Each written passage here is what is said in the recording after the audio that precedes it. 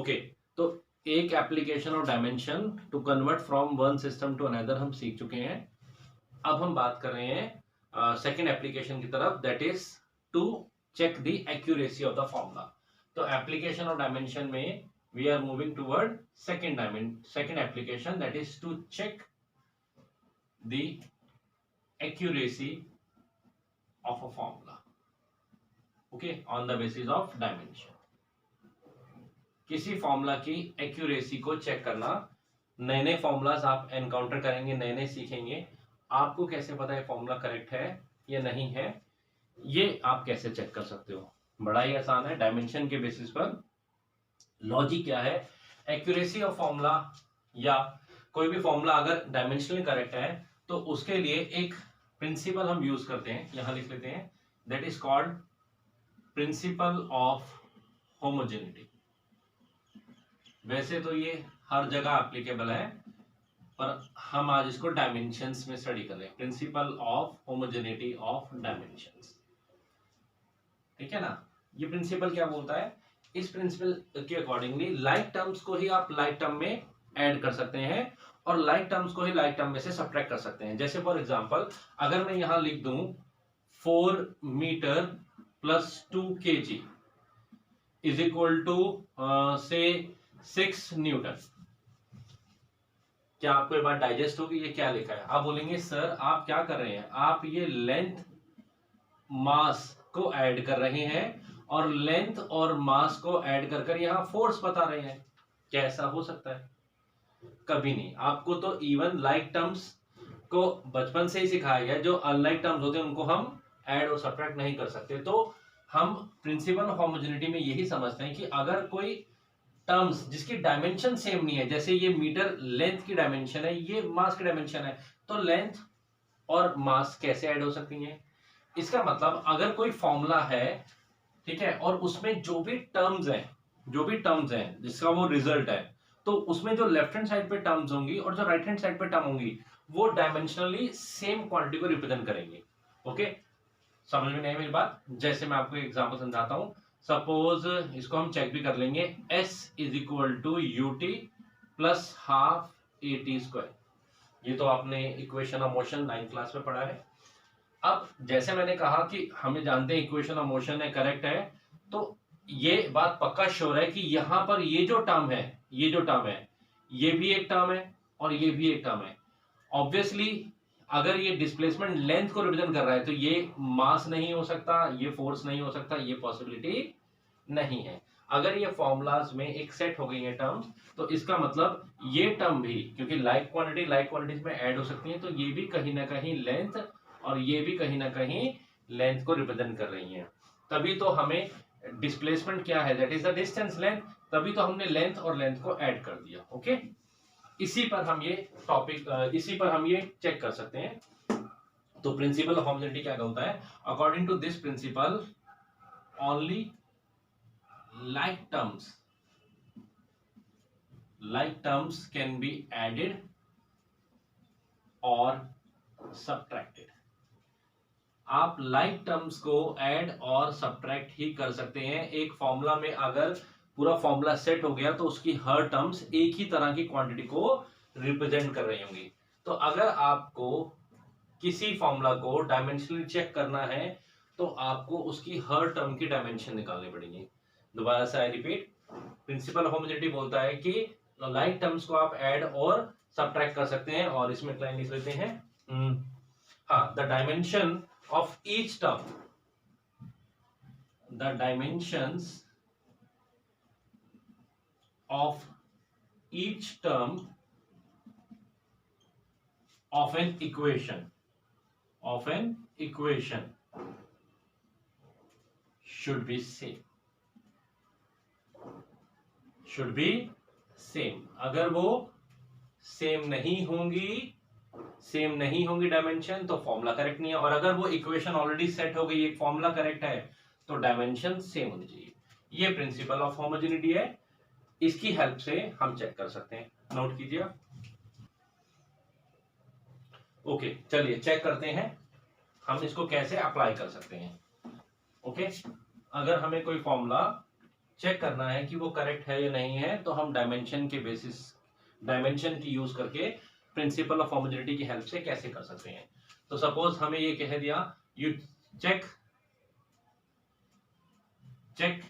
That time period of a simple pendulum, this is given by 2 pi under root L upon G, where T is the time period, the time taken to complete one oscillation, L is the length of the pendulum, ये यहाँ पर एक Bob लटका रहता है, तो यहाँ से जो लेंथ ऑफ द स्ट्रिंग है, and G is the acceleration due to gravity।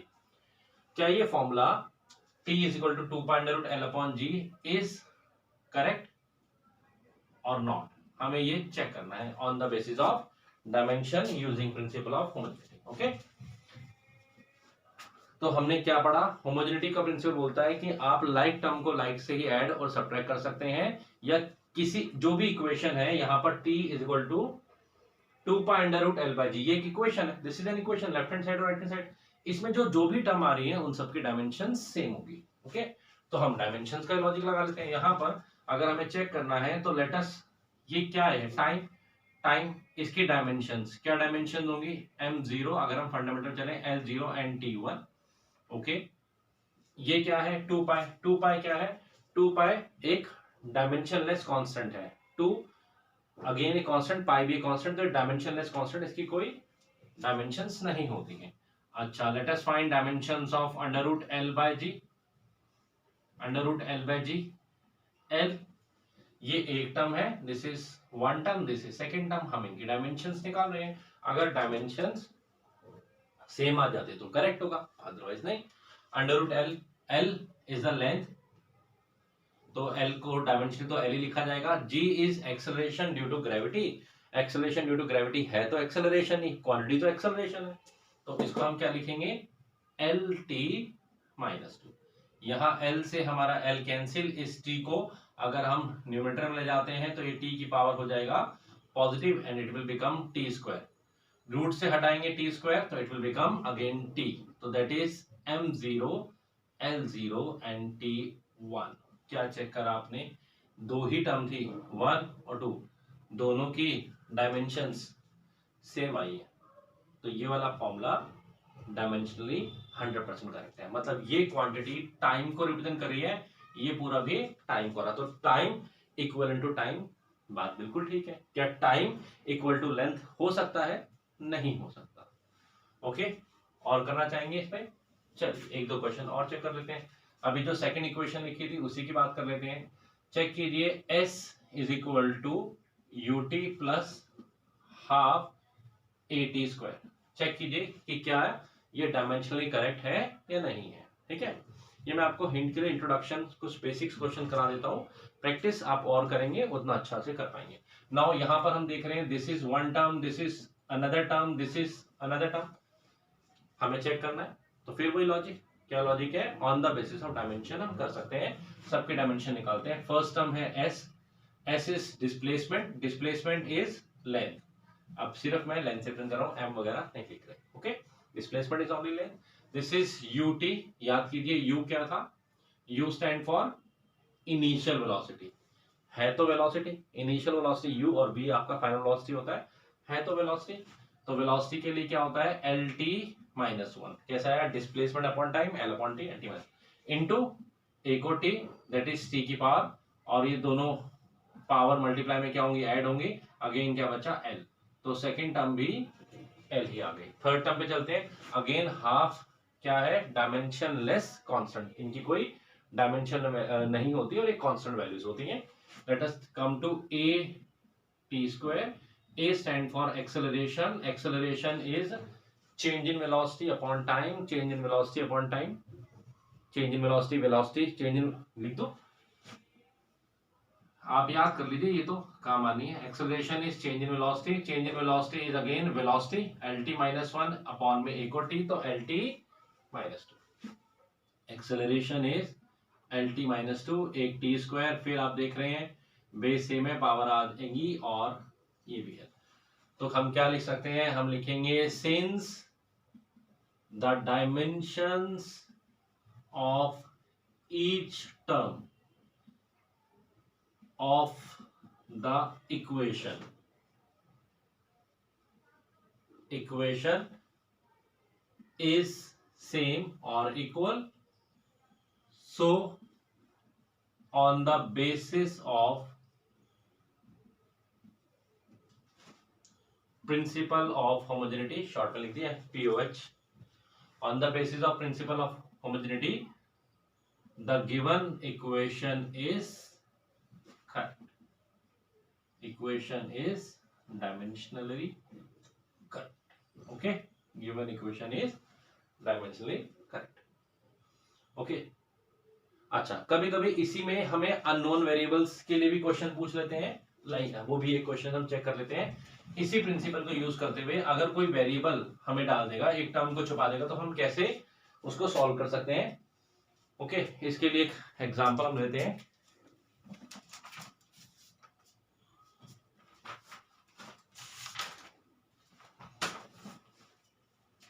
हाँ जी, एक फेमस इक्वेशन है, that is van der Waal equations, van der Waals gas equation भी हम इसको जानते हैं।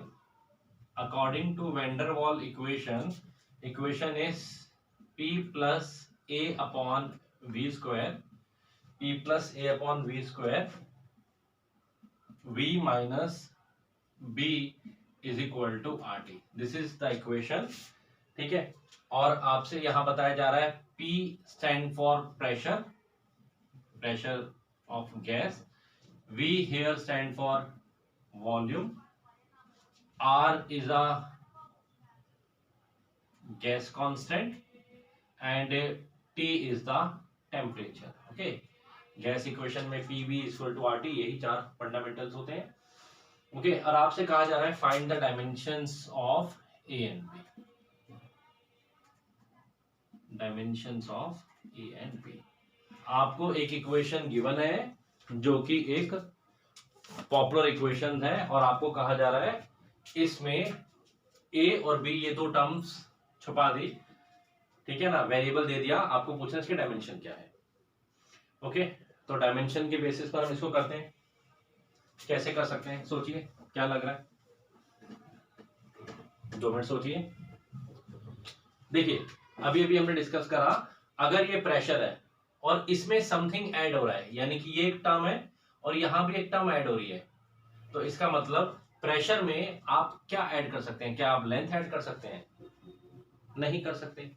अगर ये प्रेशर है और इसमें यहां कोई क्वांटिटी ऐड हो रही है, तो इस क्वांटिटी को भी प्रेशर ही होना चाहिए, लाइक टर्म्स लाइक में ऐड होना चाहिए। यानी कि मैं ये कहना चाह रहा हूं, जो डायमेंशन इस टर्म की है, यही डायमेंशन इस टर्म की, पूरी एक टर्म की होगी। This is a whole term, है ना। तो हम इसी लॉजिक को यहां पकड़ लेते हैं। प्रिंसिपल ऑफ होमोजेनिटी बोलता है ये एक इक्वेशन है, ऑलरेडी सेट है, सेटिस्फाइड, एक सेटिस्फैक्टरी इक्वेशन है, करेक्ट इक्वेशन है। तो ये तभी पॉसिबल है जब ये वाली क्वांटिटी और ये वाली क्वांटिटी की डायमेंशन सेम होगी। तो we can write that dimension of A upon V square is equal to dimension of P। P here is pressure. चलिए प्रेशर की डायमेंशन मान लेते हैं। What is pressure? Pressure is force upon area. What is force? MLT minus 2. Area is L square.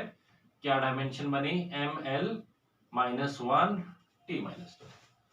Pressure is force upon area. Force exerting per unit area is called pressure. That is ML minus 1 T minus 2. चलो यहाँ डालते हैं। तो dimension of this is, हाँ पहले हम ऐसे लिख लेते हैं। सो dimension of A should be PV square। तो डायमेंशन ऑफ ए, प्रेशर का dimension ML minus 1 T minus 2 into volume की डायमेंशन। वॉल्यूम क्या होता है? LBS, that is L cube, और उसका स्क्वायर भी है, वो लगाना मत भूल जाना, L स्क्वायर।